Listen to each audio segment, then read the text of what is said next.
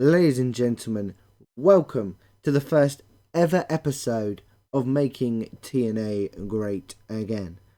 Basically, the idea behind this series is I'm going to record some TNA on TEW 2016 or Total Extreme Wrestling 2016, or however you want to see it.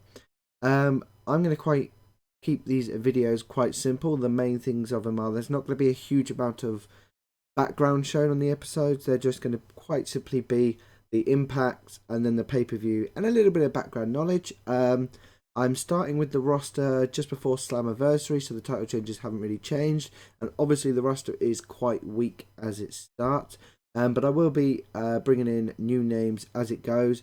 A lot of that is going to happen during the episode, so you won't get so many spoilers when I go and view backstage stuff. So yeah, let's get straight in it. Let's get episode 1 of Making TNA Great Again started right now. And we start off with a terrible pre-show match as Bram defeats Andrew Everett in 6 minutes and 4 seconds with Velvet Noise. That match got a D43. Bram is not suited to his gimmick, that's good to know, but Gregory Helms did some good work at ringside. The announcing and quality and colour commentary gave the match a boost. I am starting off with Josh Matthews and the Pope D'Angelo Gennaro on my commentary.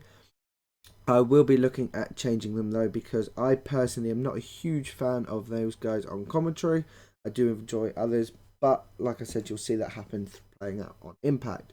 Bram got an in-ring rating of 50 and Andrew Everett got that in-ring rating of 26.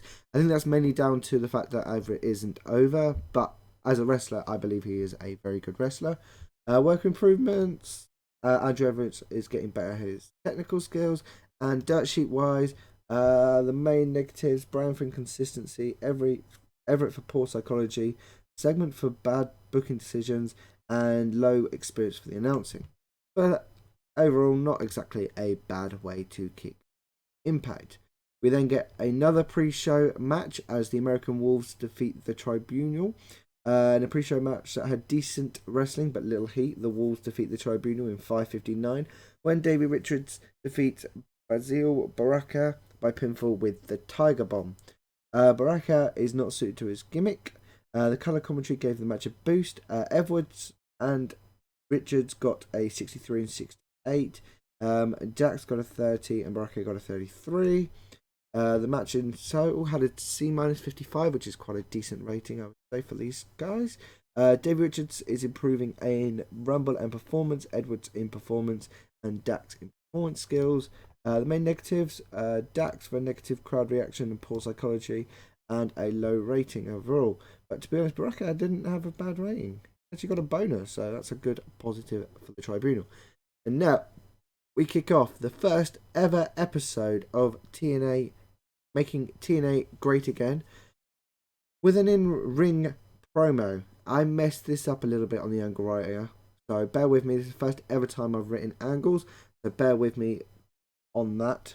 I will improve and get better when I know what I'm doing. But we kick off with Dixie Carter coming out onto stage and being mated by boos from the audience. She says, "Ladies and gentlemen, thanks for coming tonight, and it's great to see you all again. Welcome to Dixie Country." As we all know, Slammiversary is right around the corner, and we don't yet have a #1 contender for Drew Galloway's Impact Championship. So tonight, we will have ourselves a little match. We will see the Enigma, Jeff Hardy, versus his brother, Matt Hardy, versus the Beast, Bobby Lashley, and finally, my nephew, EC3. Thank you, everyone. So yeah, Dixie Carter there announcing a #1 contendership match for later in the show. Was there anything left for that?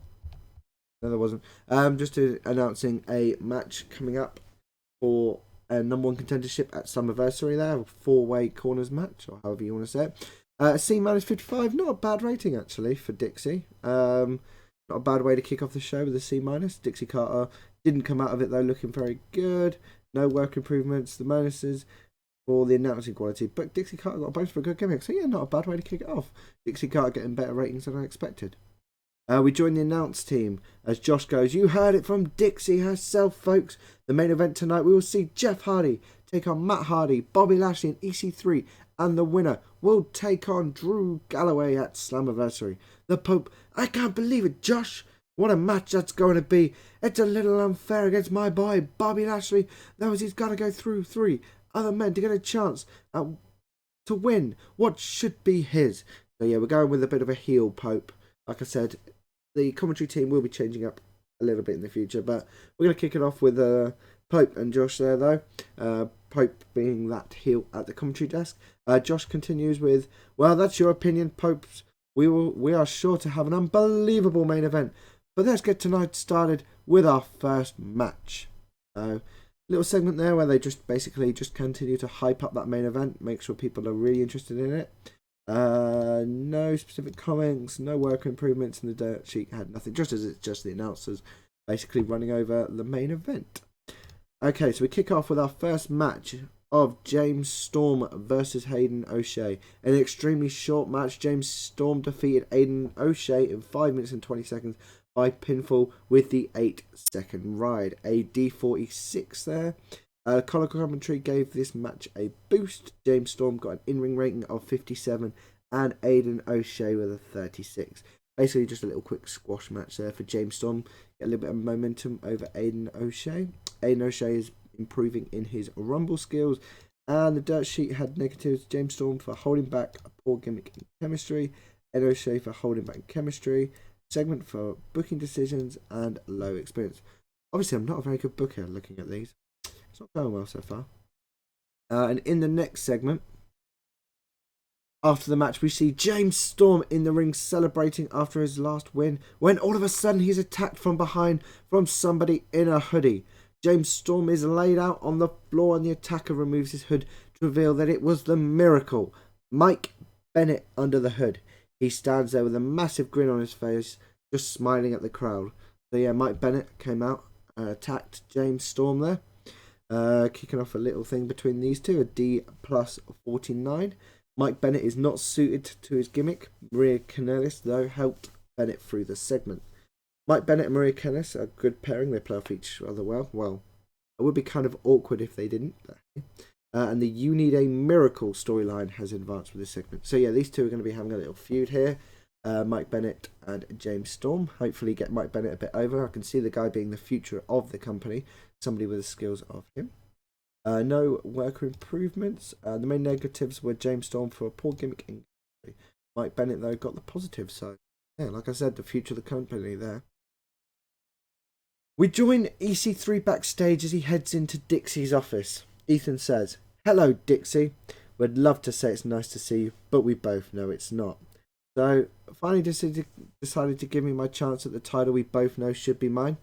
Dixie then says, "I wouldn't count your chickens just yet, Ethan. You might have your chance tonight, but that doesn't mean you'll win. So if I was you, I'd be concentrating more on your match tonight than issues between us. Good luck, Ethan. You'll need it." Yeah, just a simple little vignette there, a little segment where the two of them are back in the office, obviously teasing a little tension between EC3 and Dixie Carter.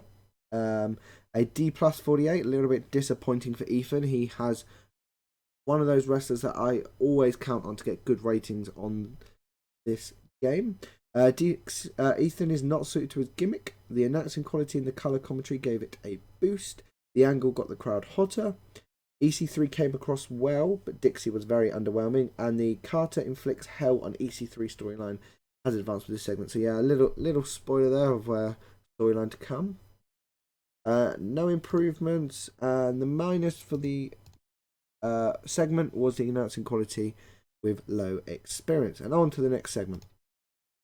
In our second match, we have a terrible match where Eli Drake defeats, and I can never pronounce his name, Mahabali Shira in 6:19 by pinfall with the bottom rung. A D minus 48 there, so not a great rating, but again, Eli Drake, somebody that I believe could go on to do great things with TNA.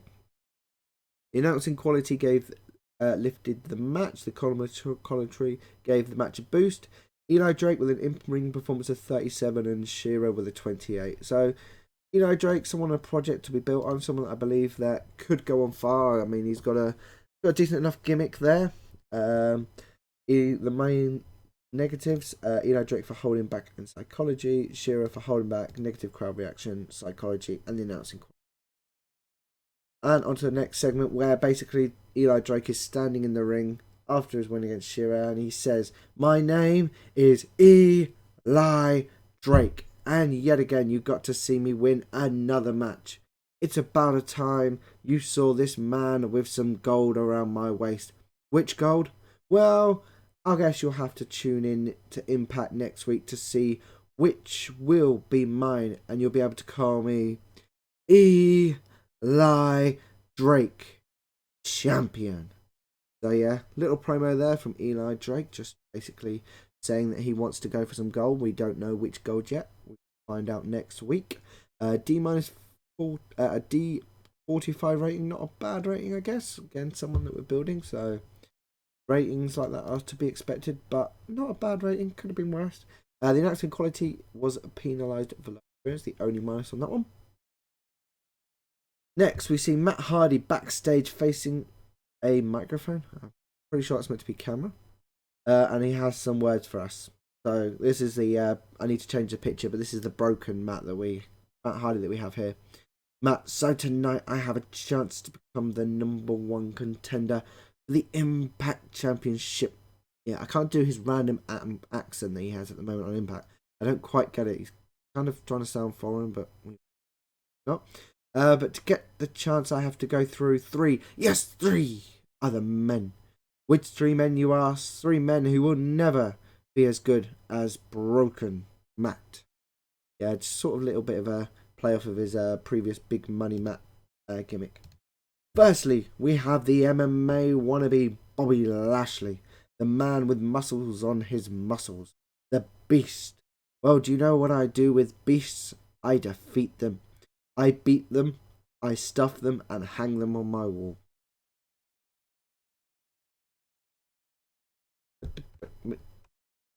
Oh, there we go. My bad. Wrong button. Secondly, Dixie's little bitch, EC3. I beat you for that world title once, and tonight, Ethan, I'll do that again. Finally, to Brother Nero. Jeff, I'm on a mission to dismantle you and show everyone that I'm the reason for all the success that the Hardys had. And tonight, when I pin you, 1, 2, 3, our journey to deleting you continues. Matt just stares down the camera with a crazy psychotic look. So yeah, Matt there with his promo, hyping up the main event. Decent little promo there, I thought. Quite like the Broken Matt gimmick. I like crazy gimmicks. So yeah, you can imagine that I'm going to be pushing those that have crazy gimmicks, and we'll probably see some more in the future. A C63 there for Matt. Not a bad rating at all. Good little bit of hype for the main event. Nothing specific to comment on. No improvements. The only minus there was the announcing. So it could have been, say, a C plus or a B minus there if I had a better announcing quality or a better experience. In our next segment, in a bout that had subpar wrestling and little heat, Jade drew with Gail Kim in 6:52 when the referee lost control and stopped the match. During the match, we also saw Sienna run in and attack Gail and attack Jade. So, yeah, a little match there between Jade and Gail Kim that was completely broken up when Sienna decided to come in and inflict herself in the match. A D plus 51, not a bad rating, could be better. The colour commentary gave the match a boost. Jade had an in-ring performance of 32 and Gail Kim had an in rating of 52. The on a mission to rule the women's division storyline is advanced. Obviously, Jade is the current Knockouts champion at the moment. So Jade is someone we're looking to build up. She's got a very, very good women's wrestler. So these two could be big for the division. Gail Kim improving on her rumble skills. The main negatives, Jade for holding back an inconsistency. Gail Kim for holding back and again the announcing experience. Jade and Gail are in the ring and out of nowhere Sienna hits the ring and attacks. The assault is quick and brutal and leaves them both teammates completely destroyed. Basically, they're just saying that Sienna came in and completely destroyed Jade and Gail Kim to show that she is a force to be reckoned with. An East 26, so that's probably because of Sienna's low popularity at the moment, somebody that we need to build up, but could be big for this women's division. Jade got a bonus for high morale. Sienna was penalised for chemistry. Right, backstage in the Decay Cave, we see Rosemary, Abyss, and Crazy Steve all huddled together. Rosemary says, over the last... Oh, I'm not going to do her voice. That would have been so bad. But over the last few weeks, you have seen the rise and climb of Decay. But at every step, we have the roadblock that we need to get over. That roadblock has been Davey Richards and Eddie Edwards, the Wolves. Well, now we have a new mission. We must destroy the Wolves. And tonight our destruction begins. I want you two to go out there tonight and to show just what is coming their way if the Wolves want to continue to get into our business. Abyss and Crazy Steve smile and laugh at each other as they enjoy inflicting pain on others. Rosemary then says, Decay, Decay, Decay! Decay there setting up a storyline with the Wolves, basically saying that they're out to complete and utterly destroy them and wipe them off the front. Colour commentary gave them segment a boost. Angle got the crowd hotter. The performance of Abyss was good. Decay storyline has advanced. Yeah, good little segment there for Decay. A stable that I reckon I will try and go with for a long while. I like this stable. I love their entrance music and their Titantron and that. I think this is a real stable that could go on to do a lot of things in TNA if they play them out a long time. D plus 49. Also a great way to get Crazy Steve over. No skill improvements. The only negative was the announcing quality. Again, so this could be, if we build these guys up, a really good stable for TNA. In our next match, an absolutely terrible match, Trevor Lee defeats DJ Zima Ion in 6:20 by submission. D-37, yeah. Just a little match to get Trevor Lee over. He's our X-Division champion. I've got storyline coming for him, but again, it's not something that I want to show immediately on the first impact, but there is a storyline coming for Trevor Lee. Just want to get him a little bit of momentum. Gregory Helms did some good work at ringside, but him and Trevor Lee are an awkward pair in the ring. They have no chemistry whatsoever, which is disappointing because I really wanted these two to go together for quite a while.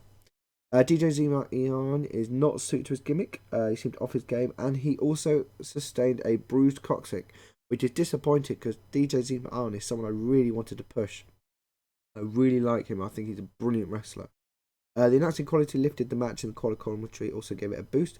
Trevor Lee got an in-ring performance of 21 and Zima Ion of 39. No improvements. Dirt sheet. Trevor Lee was penalised for a negative crowd reaction, poor psychology, and the managerial chemistry. Zima Ion just for his inconsistency. DJ Zima Ion sustained a bruised coccyx. I kind of guessed that, Gregory. Trevor Lee got some backstage heat for it. It's disappointing. Jeff Hardy is seen sat in his locker room, where we will now hear his words on tonight's main event. Jeff says, I've been asked to give some words on the main event tonight, where I have a chance on becoming the #1 contender to Drew Galloway's belt. My thoughts? I promise that tonight I will win the match for all my creatures and go on to win the Impact Championship. I feel I need to address the elephant in the room, however. Matt Hardy. Brother, you've lost your mind. We both created all the success that came with the Hardys. And what's all this about you want to delete me? Brother Matt, we're family, and that's not what you do to family. Let me help you, Matt. Next week, meet me in the ring and let's talk. So yeah, Jeff there basically saying that tonight he's going to go out and win this main event, the Four Corners match. And also saying that next week he wants to have a segment, just him and Matt in the ring, where they talk about everything going on with them and each other and sort everything out. No specific comments to be made, no worker improvements, and the only negative was the announcing quality. So yeah, a decent little segment there for Jeff. Again, just giving a promo against the main event and hyping that one up. Next up, in a bout that had subpar wrestling and a little heat, the Decay defeat Mandres and Tigre Uno, when Abyss defeats Mandres by pinfall with the Black Hole Slam. Abyss carried the ring in terms of in-ring performance, as the match got a D46 rating. It's okay. I wished it was a little bit better, but again, Crazy Steve is someone we've got to build up, and obviously Mandrews and Tigre Uno are two guys that have got to be built up well. Abyss was really off his game. Abyss and Rosemary have excellent chemistry together, which is good to hear. The announcing quality and colour commentary gave the match a boost. Abyss came out looking good. So Abyss had a 62, Crazy Steve had a 32, and then Uno and Andrews obviously with 37 and 31 consecutively. Not a bad little match, but basically just a match for giving the case some momentum. Abyss improved in performance skills and Tigre Uno in performance skills as well. The negatives for Abyss and Crazy Steve for holding back an inconsistency, and then same with Crazy Steve holding back and psychology. So yeah, Crazy Steve, someone we've really got to build up, but I'm hoping this stable will do it. But a good little win. We then just a simple, really simple segment for Bobby Lashley to build up the main event. Just simply seen working out and getting ready for the match. I mean, he's someone that I don't think has great on the mic skills. So simple segments like this where he just doesn't talk, just simply gets ready, will really help put him over. I mean, he got a C62 as well, so it's a good rating for him. And then finally, our main event, which gets a C plus 67, which I think is a decent little rating for our first Impact. No real heat and any storylines or anything like that, so just got to keep building them up, and hopefully we will get those ratings in. But in a bout that had good heat and decent wrestling, Bobby Lashley defeated EC3, Jeff Hardy and Matt Hardy in an elimination match in 21-24. The order of the elimination was EC3 first, then Matt Hardy, and finally Jeff Hardy. During the match, we also had Tyrus run in and distract EC3. So Ethan Carter third is not suited to his gimmick. The match got the crowd buzzing. The match dragged a little at the end as it was a little too long for the workers to really keep an all-out pace going. But Bobby Lashley had an in-ring performance of 62, EC3 with a 67, Jeff with a 60, and Matt with a 66. So Ethan Carter there coming out the biggest, but Bobby Lashley securing the winner and going on to wrestle Drew Galloway at Slammiversary. 3 storylines continued there. Carter inflicts hell on EC3, Brother Nero storyline, and MMA will rule us all storylines all continued with that match. Yeah, decent little match, not a bad main event for Impact. EC3 improved in flying, Bobby in technical and performance skills. The dirt sheet, what negatives? Bobby Lashley for the pressure of going all out, Bobby Lashley for inconsistency, EC3 for inconsistency and stamina, Jeff Hardy for the pressure of going all out and declining physical ability, and Matt for declining physical ability. So those two are 2 talents that we really need to use to get over the younger talents. Announcing quality of a low experience and segment for going out. I also did have Drew Galloway on the announcers table for that match, just watching over the match. And then to finish off Impact, as Impact goes off the air, we see chaos everywhere. We have Tyrus dragging a knocked out EC3 backstage, that same backstage area that we see Jeff and Matt Hardy fighting in. And then finally, we see Lashley and Galloway in the ring staring at each other as they will face each other at Slammiversary. Josh says, what an ending to Impact, and absolute chaos has ensued. But what does this all mean? Tune in to Impact next week to find out. A rating there of C minus 53. So not a bad way to go off the air. EC3 is not suited. Drew Galloway performed poorly. Tyrus underperformed. 3 storylines have continued. No improvements. The dirt sheet was negatives for Drew Galloway for being portrayed as a face and for his chemistry. Matt for drinking affecting his performance and the use of such drugs. Well done, Matt. And then Tyrus for his poor gimmick. So we'll end the show there, see what the final rating is, and it got a C minus 55. The general feeling is that TNA doesn't have enough storylines going on. The show has increased our popularity in 27 regions, but lost it in. Not a bad way to kick off Impact though, just sort of tying some storylines together, and also giving us a new main event at Slammiversary with Drew versus Matt. So yeah, guys, I hope you enjoyed this first episode. I don't know how often they will be. It all depends because it does take a while to write this all out and film, record, and upload. So guys, if you do like it though, the more likes I will get, the more quicker I shall get recorded and uploaded, guys. And also, down below in the comment section, just tell me what you thought of the episode. Did you like it? Did you not like it? The more comments, the better, guys. Well, thank you very much. I will see you next week. Don't forget to like, subscribe, and laters.